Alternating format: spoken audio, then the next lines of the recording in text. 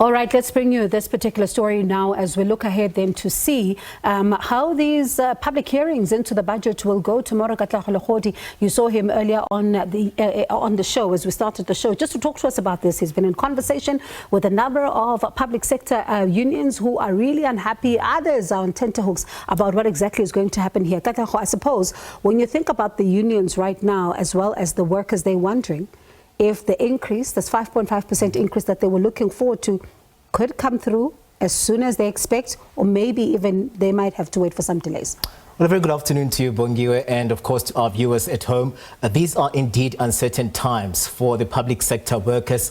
They rejoiced earlier on in the year as we saw government admitting and adhering to the 5.5% wage agreement, saying that that offer was their final offer. So everything else was pointing to the budget speech and the announcement that would be carried on the 19th of February. So we saw that postponement of the initial budget that was set to be tabled on the 19th of February. So from there, we saw uncertainty coming through from labor unions, just talking to the process at the bargaining council, because everything else has been bargained for. Hence, it led us to that point of a 5.5% agreement by both parties, the employer and the workers. So as we see all of these developments around the budget, the postponement, and we see now this tussle around whether it will be passed or not, they too are wondering, as public sector workers, as to where do they fit in all of these conversations. So today, just spending quite some time speaking to most of them, spoke to Kosatu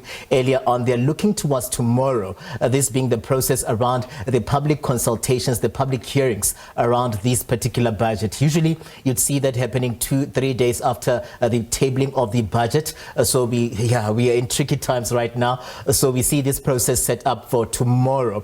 So that is where they're looking at adding their voices to some of the challenges that workers have been experiencing over time. They speak about the triple threat, the triple challenges, this being of a dilapidated infrastructure, whereby they're saying that their workers are working in dangerous conditions when they step into these buildings day in, day out.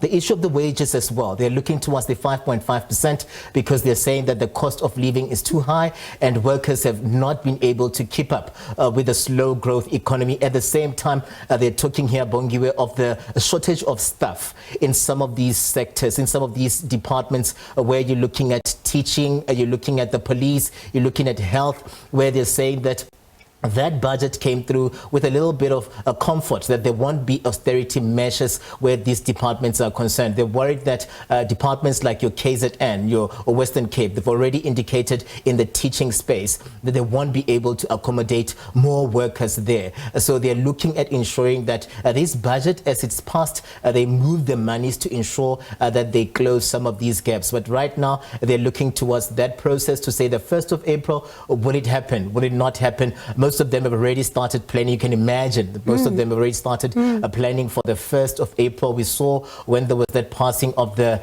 two-pot retirement system that a lot of workers raced to start making arrangements around this particular issue. Even now, you can imagine that most of them are looking to the 5.5% increase to kick in on the 1st of April. But there's this uncertainty around whether this will be tabled. But others even saying that, whether they like it or not, government has agreed to this 5.5%. They have to ensure that it is budgeted for, and come the 1st, even if maybe we don't see this budget passed before the 1st, but as we go into the year, they would want to backdate it to the 1st of April as to when this 5.5% would be expected to kick in.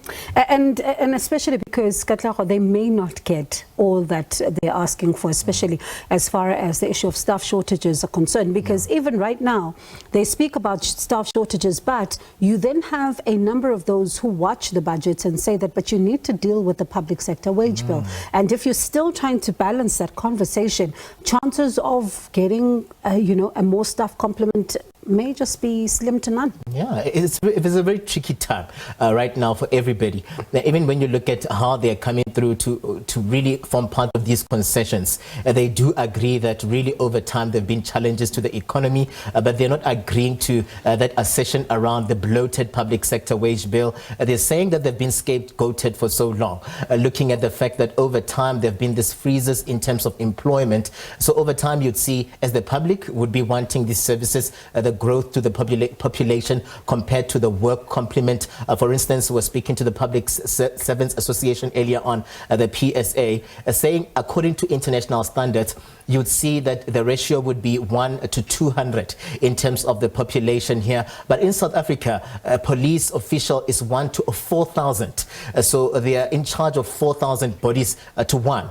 So they're saying that really when you look at it over time, this assertion that the public sector wage bill has been bloated, it's a myth, it's a fallacy. COSATU also dismissing that as well. But they are looking to ensure here that they form part of these conversations. They don't want the blame game. They want to form part of the solutions. If you are saying that the bill is bloated, let's find concessions. COSATU is saying as well that really when you look at it, there's a lot that we can maneuver in terms of government spending and not in any way affect the public service, because what is at the center of the public service would be the delivery of well-needed services. Here, we're talking about doctors, teachers, nurses, home affairs officials, and they're saying already as we speak right now, it's a crisis in the public sector. So if you are going to be taking away, if you're going to be more or less cutting here and there, the austerity measures, they're not going to help the sector. And they're saying that it's a ticking time bomb as we see most of these S7s wanting